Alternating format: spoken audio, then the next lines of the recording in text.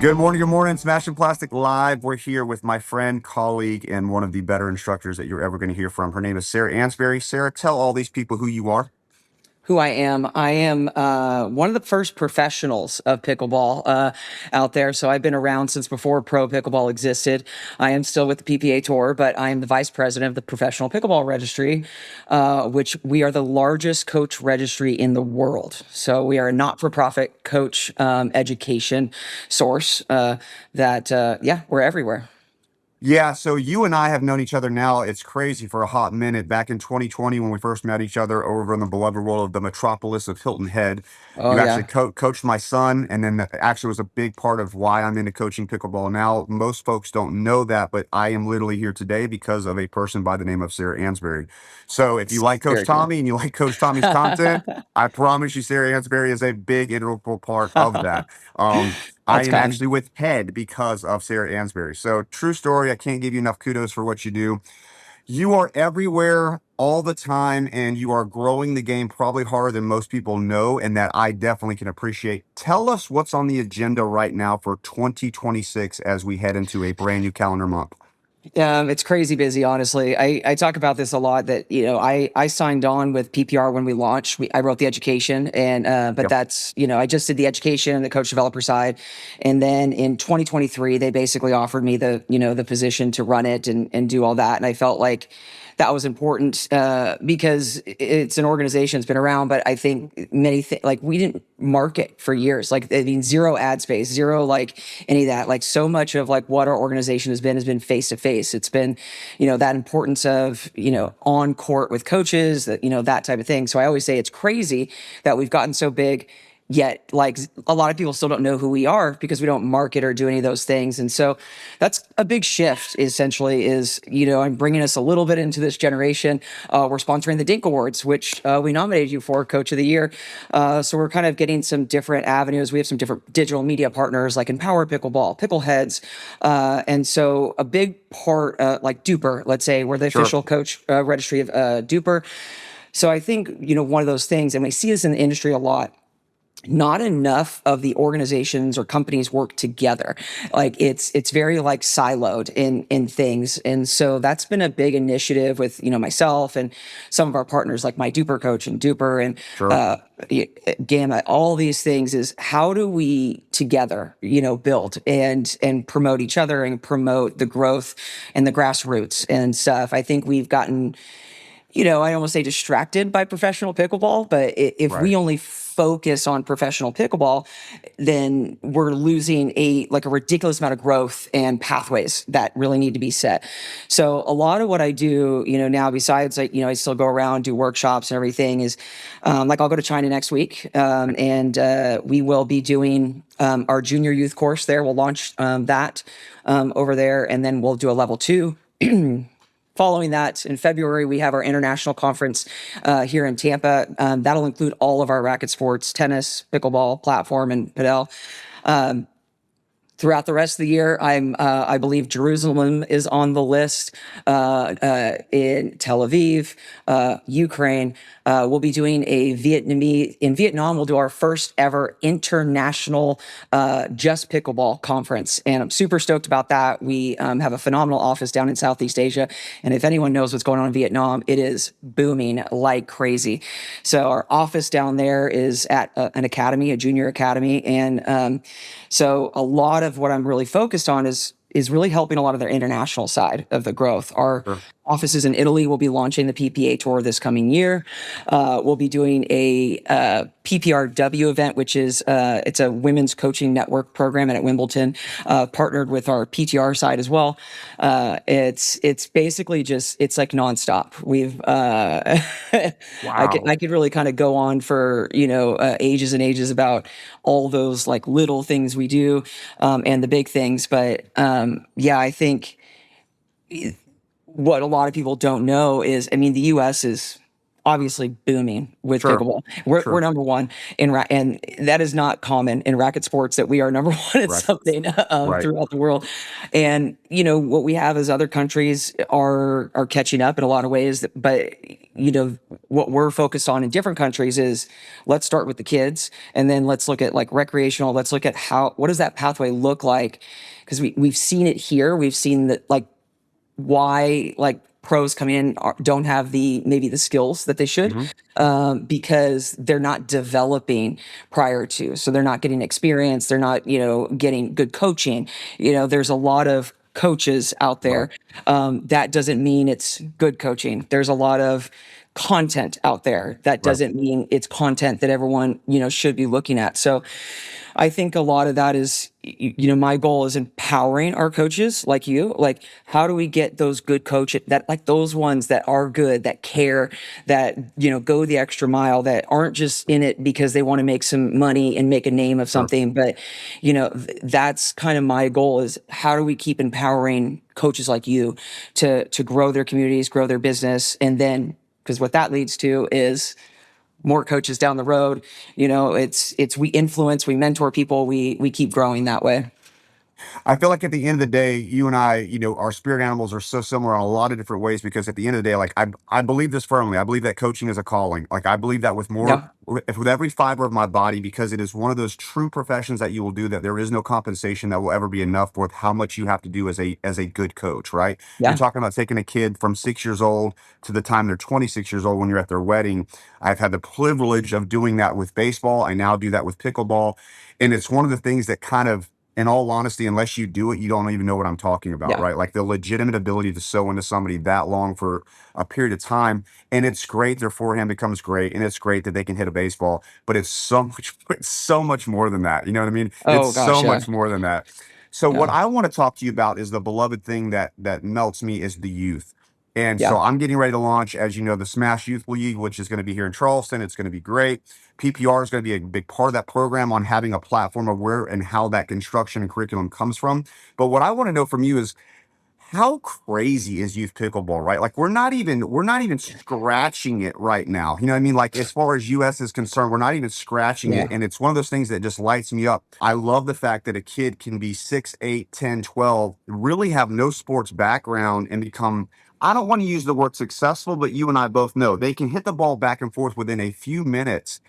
You can't do that in other sports. We can No. do that in pickleball. You know what I mean? Yeah. So bring me up to speed with what you think PPR, where they're at on their youth and how that's going to be. So, we've had a youth like specialty course for quite a few years. Sure. And it really hasn't, there's been so much focus here in the States on adult development, on the competitive side and all that. And it's been, lacking. So I launched our youth certification, a few months back in 2025. But what makes me a little sad is that realistically, we are going to probably be doing more workshops internationally for youth development than domestically. And not because the need isn't there, but because I think we have a lot of people out there, parents or kids, they're sometimes maybe chasing I always say we're focusing on the wrong thing. Like, what's Sure. the goal here? Like, what, and when a parent comes and they're like, "Hey, I want my kid to be a pro," I'm like, "Okay, well, let's just calm down for a second. First of all, like, what's your, let's look at the process itself, because we lose a lot of development when we're skipping over everything, Right. essentially." So, so let's say in China, when I do the course, it's a 2-day course, and then the pre-course and whatnot. Here in the US, it's a 1-day course. And then a lot of our difference, like 8 to 10, because age differences are huge in development. I cannot teach an 8-year-old the same as I teach a 12-year-old. Correct. I see way too many things like, oh, let's work on strength when I'm 8 years old. Right. No, you have to be working on agility when you're 8 years old. Right.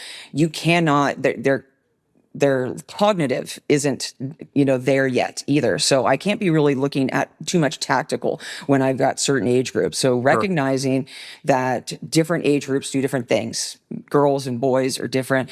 So a lot of that is what we're trying to get out there. And when we're launching, like, we're really in like regions that are like, where are kids playing now, but not just where kids are playing, but where is like development, where is programming happening. Like I have one of my coach developers, Wayne Bullock. He runs Fall Brawl out in Utah. It's one of the longest running pickleball tournaments, and he has a huge junior program in St. George, Utah. Whereas, I've got clubs here in Florida who can't even get kids in their junior programs. Right. And it's tricky because with kids, you've got, a lot of us come from tennis. And so you have a lot of parents that don't want their kids, let's say, playing pickleball if it's going to affect their tennis and Right. at a younger age, and so, but it's kind of like what you said as well. Like the benefits is, we're going to probably see more people like Dylan Frazier who don't have a racket sports background, but they learn. I mean, I taught Dylan when he was 12 years old, which is crazy to me, and Right. just thinking of like where that's come, that's building as a kid and really going through the progression of it. So I think what I really, is important for us is, and we've worked with PPA a little bit on doing some junior events because we've seen it at tournaments on the competitive side. Behavior's out of control, sportsmanship's out of Mm, control. There's no line that's being followed. And so, what we've been working on with them, and this is creating some education events, even for parents. How do we help parents understand what pathways are? Like, what are the proper tools for them? What's the right coach? Because there's something called safe play, which, is very important when it comes to coaching youth. Like there's background sure. checks and those types of Sure. things. And so, from that side, I think it's going to be a huge shift for us in that, because it's a different group of people. You have lots of coaches that don't want to touch youth at all. Right. It's a trickier, what I see in pickleball a lot. It's easier to coach the 4-0 or the 4-5 or the Sure. 5-0. Absolutely. So much easier. When you have beginners, intermediate players, when you're teaching from the ground up youth, that's a harder skill that not every coach has, because you're developing a player. You're developing the core and the root of that. Whereas when a player is already at a certain level, now you're just kind of giving some advice sometimes, and you're not making, developmental changes. So an important factor, let's say for us, is making sure that, okay, yeah, come get certified, but that's not the end of coach education. We want you to come to conferences. If you can't make it to conference, we have webinars. We have specialists that we educate our coaches on how to deal with different groups of people, different ages. And so I just encourage my coaches, use their resources so that you're continuously improving, as a coach. And it's always about more tools in the belt, essentially, is what I'm looking at. No, I think you're absolutely right. And being a part of the affiliation of like me and you, right? Like if I've got something that I'm literally struggling with or whatever it may be, I'm a text message away to be like, Sarah, dear God, what Yep. what in the world am I doing? You're all around the world seeing different angles, and it gives me the ability to where I don't have to reinvent the wheel, because you've probably seen the wheel. You've probably done it Yep. 10 times. And having that affiliation of other folks that are in the smoke of it per se, especially when you're dealing with legitimate youth. And that's why, like, the Duper Coach, and now I'm a Duper Coach Vanguard, which is this elite group that they're now creating, and I'm literally Yep. going to emphasize just on youth. For me, I feel like at the end of the day, you hit it on the head, to where dealing with youth is so much different than dealing with Paul, the 4-5, who's trying to become, the legitimate best league player in Charleston. It's night and day, and I feel like I don't want to say becomes distasteful when you watch some of the antics that we're seeing in youth. You know what I mean? Like, Yep. but it's a leadership problem. It's nothing Yep. other than legitimately a 100%. leadership problem, right? Like it 100. really is. And Yeah. I'm always gonna lean on the parent, but also if that player, because at that level, you and I both know, if you're going APP, PPA, and you're doing these high level player tournaments and you're a junior, you have a coach. So there's somewhere where their coach is not holding them accountable, being like, hey, listen, the annex and everything that we're doing, Hmm. I'm glad we're in it. I'm glad that we're competitive, but not at the stake of our integrity, not at the sake Yep. of literally, looking like a tool on a court when we're 10 years old. Like, what are we doing here? You know what I mean? Well, and I think where we get stuck a lot in that, I come from high level junior tennis, and Sure. that's in what we're seeing. We always say pickleball is different, but what's happening is we are turning into tennis, I agree. and in the parents are coming with it, the behavior's coming with it, and I always make a joke. I would never wish junior tennis on anyone, and not because like I had some great coaches, but I also had some terrible coaches. Right. Because what people don't realize is the impact that's made by your coach. Like it's Mm, but it's also the parent. And so I would set very strong boundaries with parents. I'm like, you're not gonna. I'm in charge. Like, I don't right. want you on my court. I Right. don't want behavior stuff. Like, these are because let's be real. Like, you know, we see it in tennis, we see it in pickleball, the percentages of players that actually are going to become professional, but make a career out of professional. Because you have a lot of people calling themselves pros right now. Right. But, you know, what does that mean? You know, what Right. is that like? Are you, you know, because, you know, let's say in tennis, like the top 10 players make money, but the Right. rest, it's difficult. So, you know, you have this idea that people have that, oh, I'm going to make a ton of money and do all this. What happens if that fails? Right. You know, so you invest all this money in tournament fees and all this stuff, trying to get sponsorships, trying to get all this. Well, now we got an injury. So now, you know, your kid can't play anymore.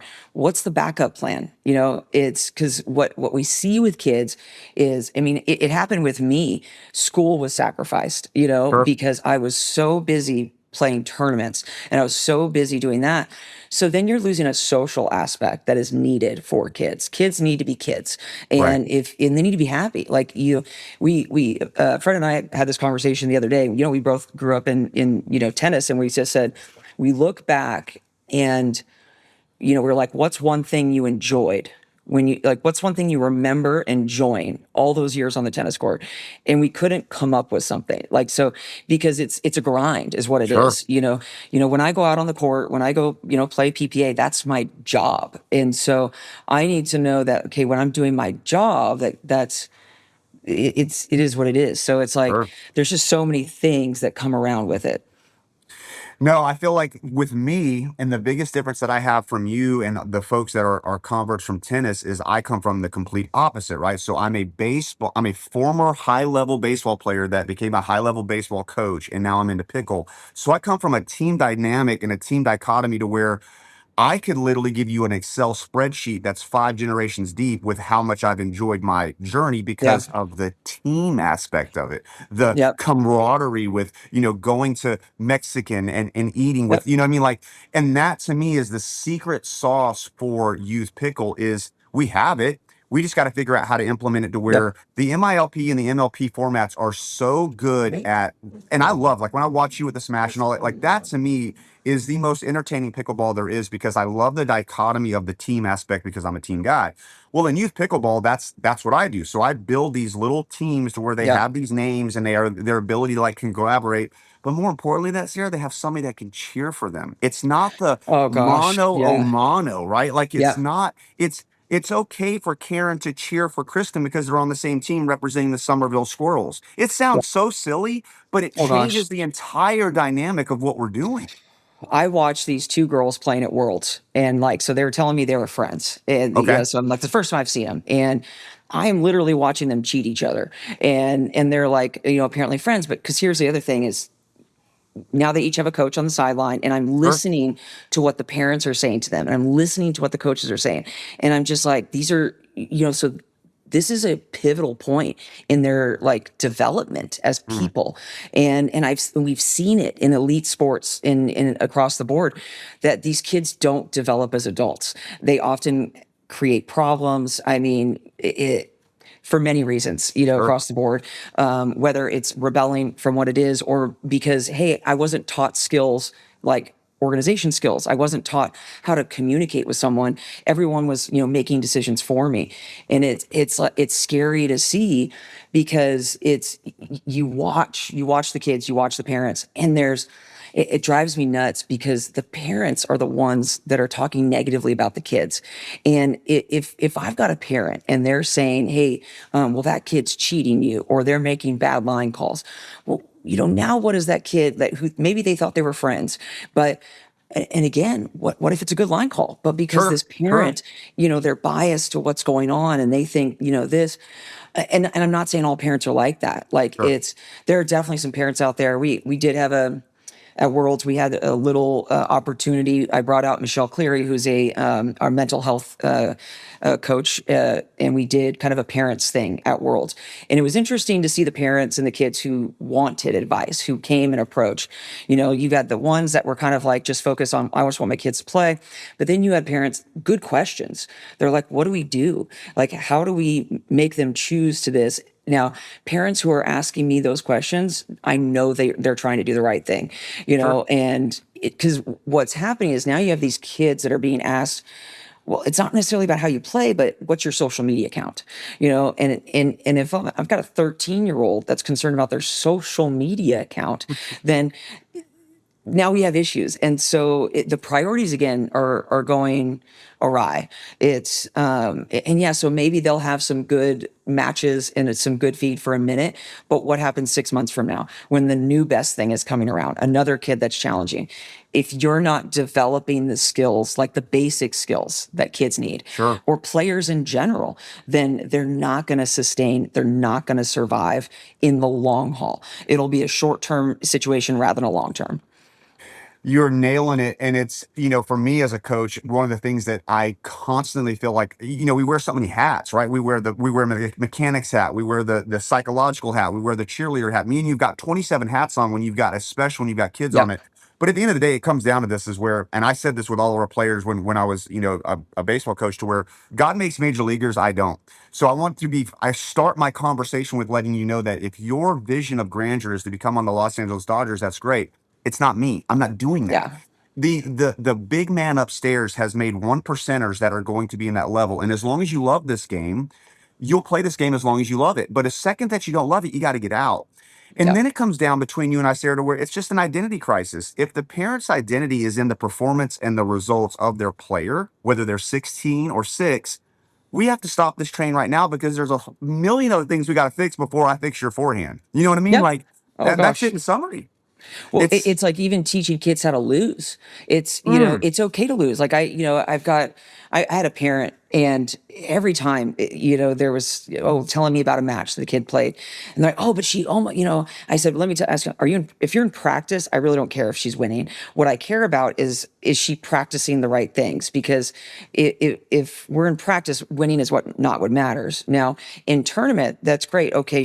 But what do we need to work on? Like what's the positives here and what's that? Because when you're consistently making excuses for, your kids or whatever, oh, well, there's this and this, it all kind of trickles down in yep, what's going on. And the issue is now kids don't love the sport.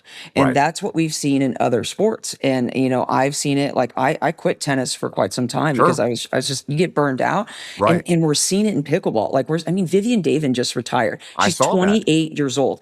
And she's And an I animal. She's an and she's absolute she's a animal. beast. And here's the thing, we talk about this all the time as players. It's the game has changed. It's not the days of 4 or 5 years ago when the tour was a blast. It was fun. Now it is different. Let's face it. Like there's Yep, different focuses, and skill isn't always the focus. It's often like, what are the numbers? Who's the name? Who's going to bring the views and the counts yep. and those types of things? So we're only in like the first inning when it comes to professional pickleball. I I agree. mean, that's the reality because, when I go over to, let's say, Vietnam or, I go to Taiwan next week, and then I'm going over to Wingao, and the skill that's being developed, they're not at our level yet, but they will be, Right. because there's a different drive and a different passion behind it. There's different development behind it. And I say this all the time. I've sat down in rooms or on Zoom calls with federations and associations all over the country. Hmm. And I've said this to every single one. I said, you can learn from the mistakes that the United States has made in pickleball. So, as much as we've done amazing things, we have weaknesses, and that Sure. weakness is longevity. The weakness is, the pathways for kids. Really, when we look at pros that are coming in right now, much lower skill level than even like a few years ago, because it's different and it's about numbers right now. Right. So it's advising, what I get from most of them is they want to focus on the coaching. Let's take Australia. People think about Australia all the time because they've got PPA and MLP, so it's all over social media and everything. They have like no coaches there. So, so now they're like, how do we get coaching going and good coaches and all that? Because they reversed it. And I think, I might be a little bit like not something people want to hear, but we're way too focused on the Olympics. Like all these associations and bodies, they're like everyone's fighting because they want to make it to the Olympics, and I think that's short-sighted, because really what a lot of that has to do with is funding Sure. and, and creating that. But what really matters is let's talk about the pathways. You know, yes, we may get it into the Olympics, but why are we weak in certain countries? Because there's no pathways, because there's no, hey, let's, like, and I said this, I mean, when I signed on to PPR back in 2018, I said, my biggest goal in this organization is I want it to be as normal as like a kid wanting a tennis lesson or a golf lesson, that they can go to their local club and get a pickleball lesson and have it a good quality. And we're much closer. We're not there yet at all. Like there's a lot of inconsistencies, but that's the dream, is making pickleball more accessible to people, more affordable to people, and having good representation of people. It's the behavior of what they see on TV. And so if they're watching someone throw paddles on TV, well, what are the kids going to do? If they're getting likes and views because they're chirping at each other, well, what is going to happen there? So we as coaches, we have to be the ones that set a standard and say, this is the example, and this is the goal. And it, like you said, it's honestly less on court, and it's so much of the in between that is what makes the difference. That's what holds on to players and kids. The longevity aspect of it, sustainability, going back to baseball again, I mean, think about it. Little League Baseball is literally the pathway for baseball, right? And how big of a blow, I mean, has Little League Baseball taken over the last decade? But still, to this day, outside of the name of Major League Baseball, Little League Baseball is still the biggest brand of baseball in the world. Outside of Major League Baseball, it's Little League Baseball. My biggest vision of grandeur, and I've actually had this conversation with several people, is that pickleball gets to the point to where we have a Little League pickleball. Like, you can literally get to the point to where we have kids that on a weekly basis are playing on these recreational courts that, by the way, have to be affordable. It has to be accessible, which is a whole nother conversation that you and I can get into now that, now everybody's got a $4 million club that you've got to pay $150 or $200 to be a part of so that you have a court to play on. Whole nother conversation. Yep. But I do firmly believe that if our sport is going to sustain pathways of playability and coachability, it starts with the 8-year-old. It starts with the 10-year-old, right? And that to me is you're nailing everything on the head of what we've got to do and making sure that we have this thing started. You got to start it right. You can't bend the tree when it's 5 years old. You bend the tree when it's a yearling, right? Like, that's when we start shaping how we act, how we don't act, what we're going to say, what we're not going to say, how we play, like literally how we play the game. It starts so much younger. And I think PPR is a huge part of that. You're obviously an enormous part of that. And anything and everything that we can do here, obviously we're on board. That's what we want to do, is make youth like literally the best part of our game, because that's where it all starts from.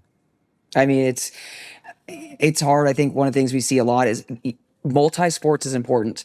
We've got too many kids that, they're like, oh, well, I'm going to pick and let's face it, it's usually not the kids. It's usually the parent or the coach 100%. that's saying, hey, you're 12 years old. You've got to do this only. Well, that doesn't work. We know that. We have years and years of studies and numbers, but no one cares about that stuff. It's like, nothing drives me crazier. I had a parent, and I'm like, let's talk about these things, and then just completely just say, no, I'm just going to do this instead.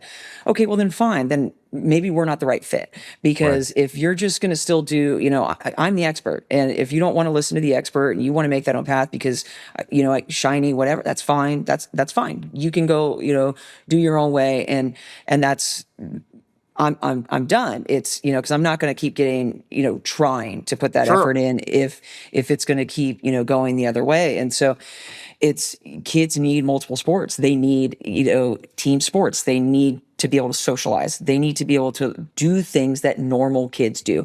We hear it all the time with adults, with college students. I mean, when I went to college, you're not a normal student. Like you play sports, you're owned by the university. Like those are the things that happen.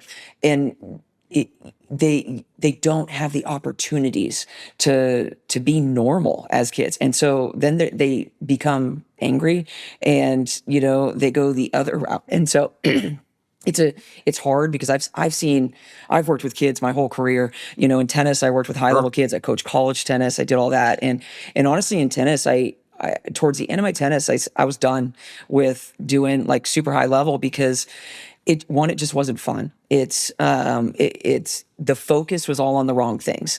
And yes, if you've got that 1%, fantastic, but you know that. You can see someone as a kid if they're going to really make it or not. It's very rare that they're like, okay, well, if you work hard enough, then you'll develop those skills. There is God-given talent that you get. Absolutely. 100%. And it's fantastic. It's great when they could take advantage of that. But if they don't have it, that is hard to go across and go through. And you've got to look, is it worth it? Is it worth the damage? And so what we have to do, like, and this is what you're so good at, and I think this is why, when we were going through the list of like, who do we want to nominate for the Dink Awards? Because, even they said, they're like, not everyone even understands who good coaches are, what good coaches are. So, I said, well, people who put the effort into those extra things, who care, because the first thing I want to look at is you could tell when a coach even comes to get certified, what's their motivation? Is the motivation because they love the sport and they want to grow and they want to, those are the people that we need to be leaders in this game. It's elevating those people as examples so that we could say, hey, these are all the things that we're doing to help. So hopefully when, these kids come up, then, they're like, they have someone to look up to, but now they say, hey, well, my coach did this. And so I can start, it's all about passing it along and, recognizing, what's going to happen next we never know what's going to happen next. So more well-rounded, the better.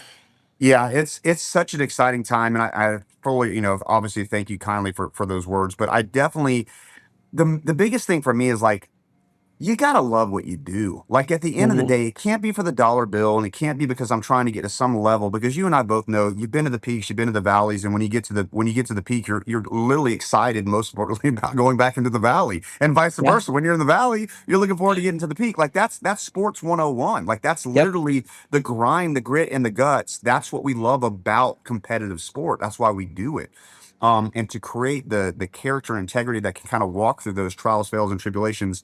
That is why I believe this is just me getting on a soapbox, but sports and sports ministry is the missing ingredient because at the end of the day, I don't know if there's anything outside of sports that can teach all of the things that we're talking about that you need to have. I have one, I'm not going to mention names, but I have one young lady that I'm working with that's actually her. She's the number one softball player on her team, and she's the number two tennis player on her high school team, which to me is odd, right? Like to have that kind of, but women's tennis, I didn't know women's tennis, but I didn't know that you guys play in the fall because the boys use the courts in the spring. So it's Depends weird. where you're at. So we're, It depends, yeah, like which part of the country you're in when you play. So here they do that, which is odd Yeah. to me. So I guess boys and girls are not on courts at the same time here, which works out good for I guess for her because she gets to play softball and tennis. Yeah. What I love about it is 5 minutes I can tell that she's an individual player, but she has team sport background, which is Yeah. like the perfect, you know what I mean, like athlete, right? Because you understand, because you and I both know you individual sports people are nuts. Like you guys are Yeah. Oh, legitimately nuts. oh, Like I'm not going to nuts. deny that at all. I mean, I think like it's because your friends are your competitors. Like Yes, and yes. I'll never forget it. There's one memory I have of being in youth tennis and like I don't know, like number one seed, number two seed or something like that. Must have been like, 15 years old, 16 years old. And I'm listening to parents talk about me. And, you think about what that does Yes. to development of kids. And we do see it more like, with girls too, because, what we don't see is we see like, we don't see enough female coaches in like Agreed. growing. It's like I coach some players, out there, some of the pros and everything, but it's amazing to me that even like women, there's this like, oh, well, guys, but the reality is most often it's because nothing against it, but men tend to be more like boastful about Sure. what they can do, and they overcommit in general, not Sure. necessarily everybody. Women, we tend to undercommit. We tend to not boast ourselves as much. The ego is less on the women's Hmm. side, and so I talk to women all the time like, you're phenomenal, like you're better than these coaches, like let's get you like to have some positivity. But a lot of that is because of how it developed when we were kids, like the way that our coaches talk to us as teenagers is like insane to me. And it's just, the stories you hear and the things that, people get away with, that, how they treat other people. Like like we have an ethics and a morality clause. Yep. Yep. Thankfully, I have not had to take away too many memberships, but I have had to remove a couple people because of behavior Sure. that was very unbecoming for someone that within that, which is, it's hard to hear and hard to see, but we have to stop that behavior. We have to be the example to say it's not okay to treat kids like this. Yep. This is, there's a respect matter, and there's a whole thing. It's not okay to treat other people in your profession. People get tired of the competitiveness between, coaches or whatever, taking the Yeah. business or, whatever. And it's hard. Like I have coaches, like, call me all the time for advice, and it's hard. But the most common thing I say is you have to set the example as much as you want to get into it, as much as, there's, yes, what they are doing is wrong, and but you're not going to win this fight. But what you can do is you can be the example. You can take the higher road. You can show people what it's like to be professional on the court. You can show your players, and that will make a huge difference down the road. Might be a little slower than some people, Sure. but it's worth it, because you're going to be happier, your people are going to be happier, and you're going to make a bigger impact in a positive way on these people's lives. Whereas, when they're adults, they're going to say, hey, I remember Coach Tommy, he did Sure. this, and they'll remember that. They'll also remember those negatives. And so it's, the question is, how do you want to be remembered to these people as adults? Do you want to be a positive influence, that made a change, or do you want to be a part of essentially their trauma and, what stopped them from getting better? I feel like, and me and you obviously could talk all day long, and I'm going to give you, because I know you got a million places to go. You're getting ready to head out back to Asia, sweet mother of God.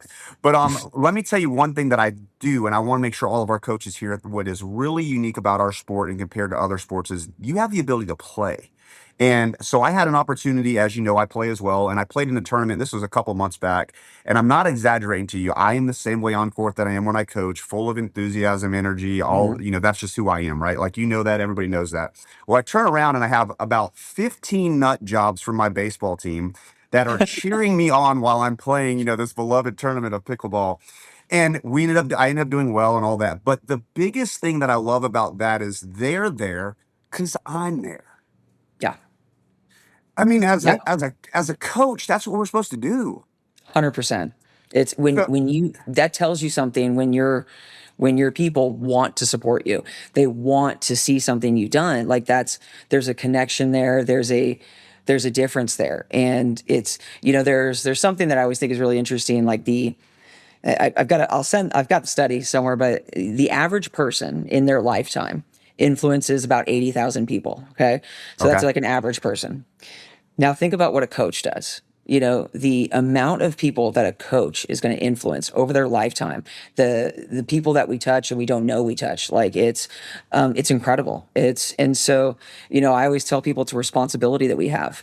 Mm, We have the responsibility to set good examples. And, I've had, you said it, tennis players, we're nuts. We tend to be nuts. yep. I'm honestly, I tell my wife all the time, I said, the fact that I'm like pretty normal, let me tell you, is like, it took a lot of work to get to that point, because, it's a lot of things that like you overcome because from that nut job experience. And, So and so true. it's like scary to think. And so it's, it's remembering that, hey, it's like, it's okay, we can keep evolving, but it matters.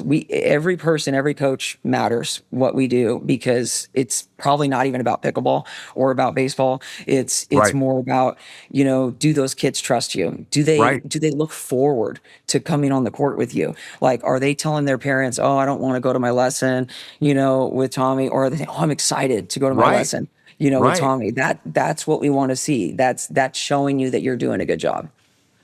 Well, I can't thank you enough. Sarah, I know you got 50 billion of them, but we always end with a coach's tip. So Sarah, where are you originally from? I'm well, originally from California, actually, Okay. but grew up a lot in Portland, Oregon. Well, let's go. We'll take Portland. We have enough Portland. So Yeah. let's say Paul is in Portland. She's listening to the greatest podcast in the world. What is one tip that Coach Sarah has for her? Let's give her a rating. Say she's 3.5 to 4.0. What is one tip that you think that you want Paula to have before we end on our podcast today? No one else matters. It doesn't matter what Jenny next door does. It doesn't matter the paddle that Bob is playing with. It doesn't matter if Susie thinks that you need to be hitting a better backhand. None of that matters. If you feel good about something and that's what you have to trust and develop, you can't be anybody else but yourself. That's the goal. Don't let anybody change you. You're not trying to play like Susie or Bob or Paul or whatever. You've got to play like you, and that's what you have to stay true to. That is absolutely awesome. Sarah Ansboury, safe travels. We will definitely have you again. You killed it. I am so thankful for you. Keep doing what you're doing. And I'm going to leave you with hashtag difference maker, because that's what you are, my friend, a humongous Love difference it. maker. Thank you. Hey everyone, Coach Tommy here. Thanks for tuning in to Smashing Plastic. Big shout out to Sean Monahan for the music, production, and editing.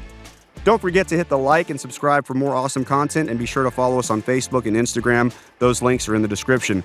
Now let's get out there and smash some plastic.